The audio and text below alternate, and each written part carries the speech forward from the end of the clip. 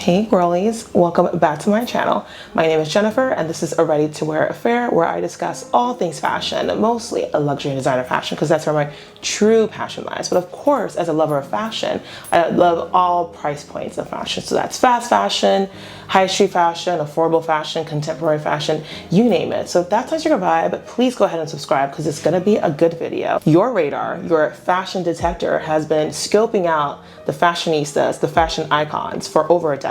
If you're like that, you're in for a treat with this video, so stick around.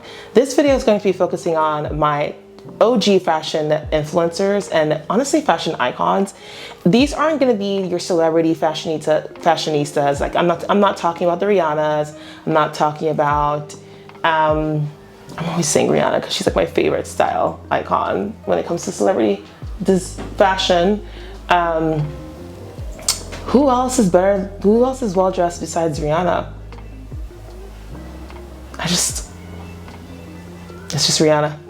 This video is going to be calling out and really focusing on the OG fashion influencers, the OG, honestly, fashion icons for the earlier part of like the 2010s, right? We're going back in time. We're going back at least a decade or so.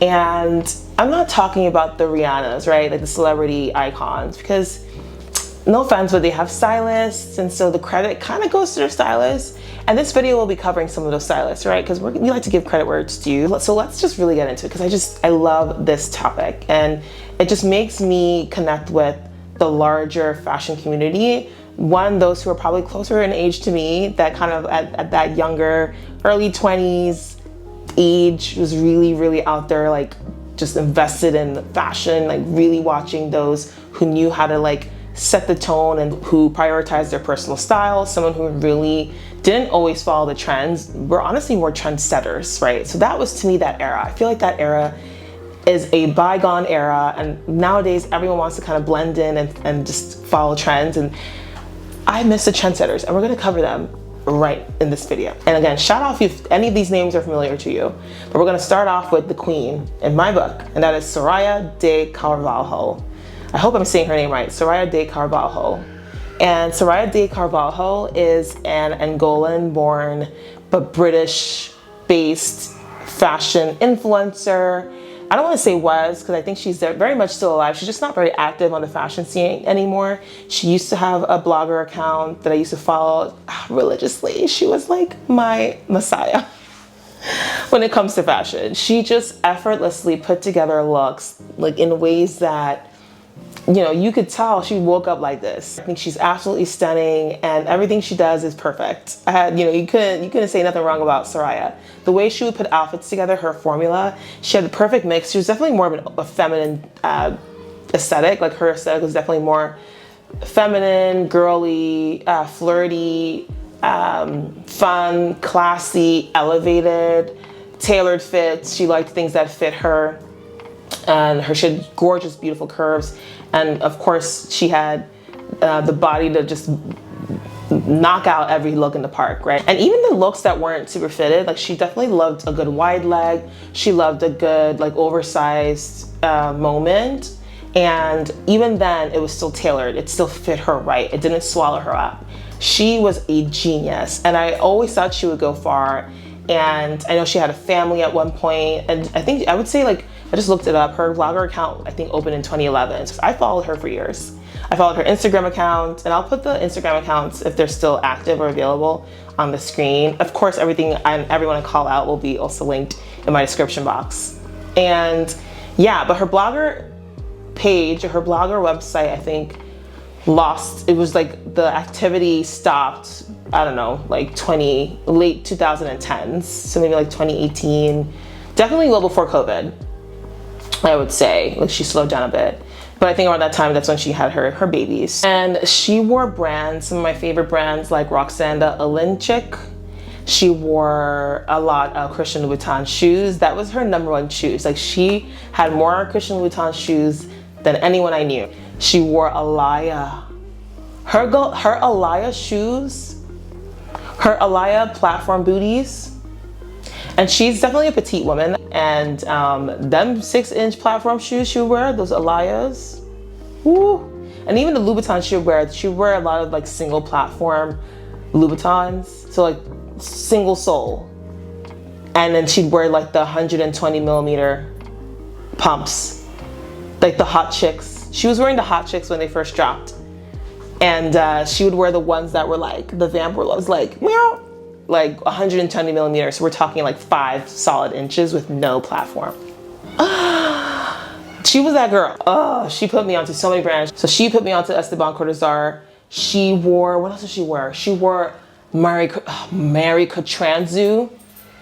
Mary Cotranzu was the brand during that little era. Like she was, every celebrity was wearing Mary. Rihanna was wearing Mary Cotranzu. All the girlies are wearing Mary Cotranzu. Mary Cotranzu is very much a print brand, like prints, bold, vibrant, bright colors, and she loved color. Soraya loved color. She was not afraid of color. She ran to color. She embraced color and she wore color beautifully. It just, every color looked amazing on her skin.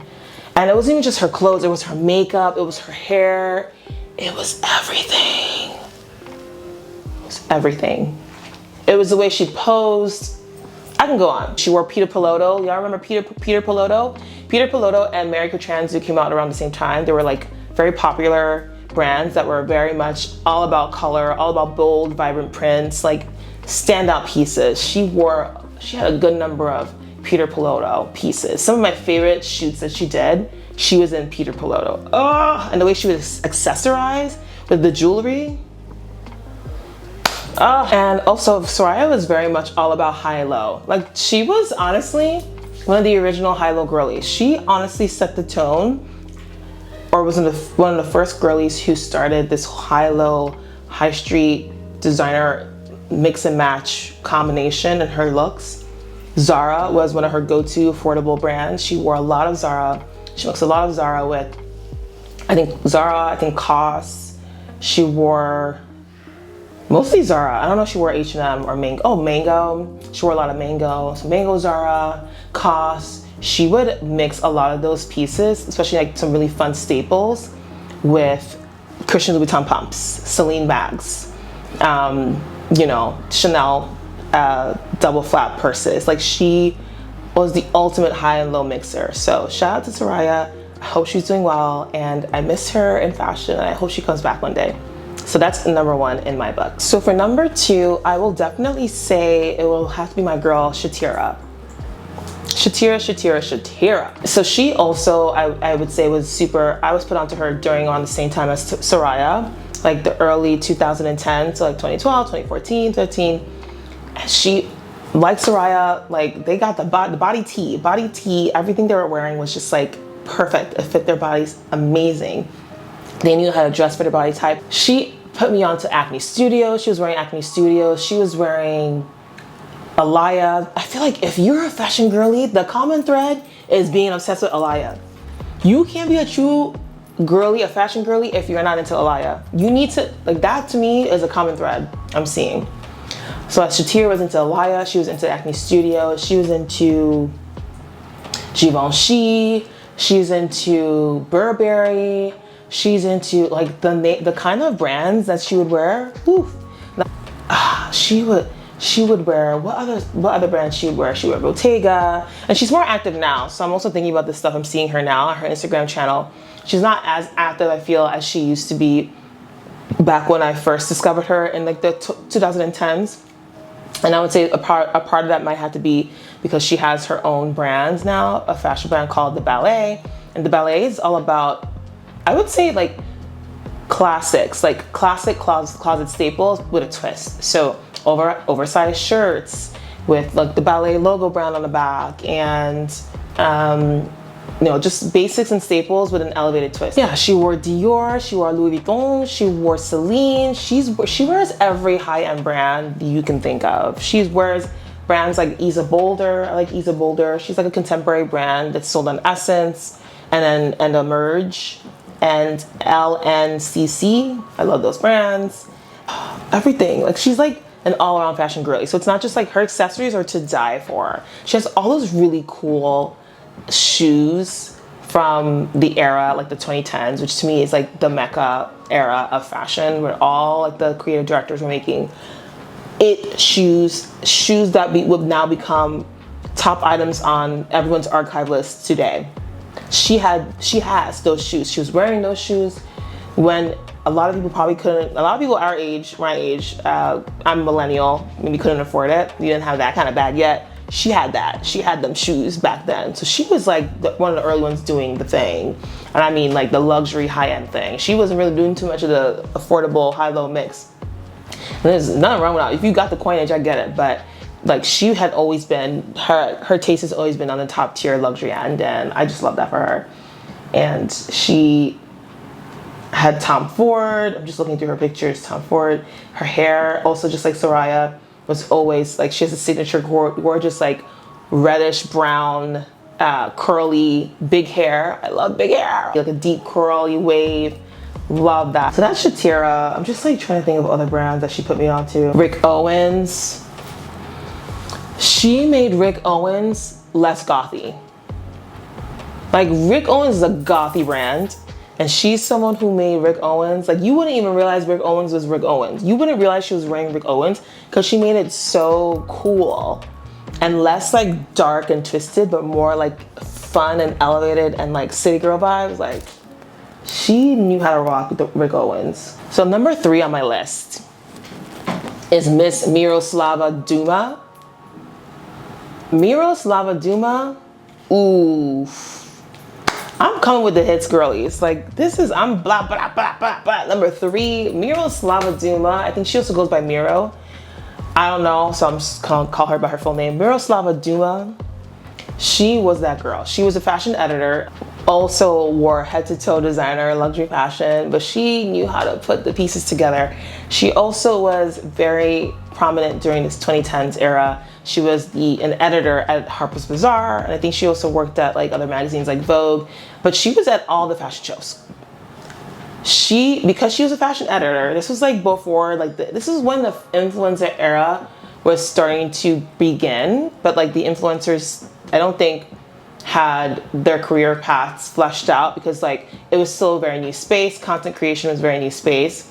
And during this time, a lot of the fashion influencers that we know today, like Tamara, Kahlana, they weren't necessarily at the shows. And if they were, I didn't really know of them. I didn't really see them because they weren't, again, like they weren't fashion editors. Like during this time, fashion shows were very much predominantly attended by people in the fashion industry, people who like had careers in fashion, went to school for fashion, people who were editors, people who were, you know, contributors, people who were photographers, like who literally worked in a fashion aligned job. So Miroslava was literally at all the shows. She was at all the top designer shows. She was front row. She was heavily photographed. And so there are so many pictures of her at fashion shows. Like most of the looks I have when I'm showing my all the images of her style have been at fashion shows. She is someone who the photographers loved photographing for very good reason. She had impeccable style.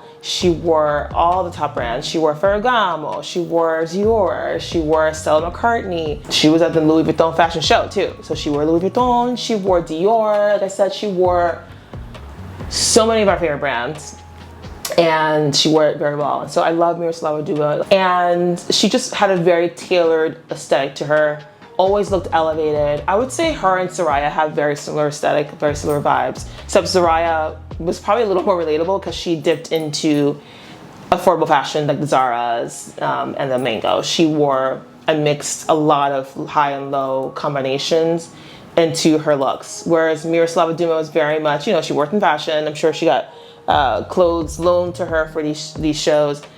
She pretty much wore head to toe designers. So maybe not as relatable as the Soraya, but still a very prominent fashionista in her own right.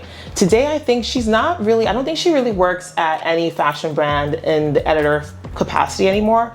Well, she's a founder. She's founded multiple companies. I'm seeing that she founded Bureau 24/7 in 2011, which is a website for art, architecture, cinema, fashion, music, and style. Oh, well, it looks like she has been in some controversy. I'm just reading this now.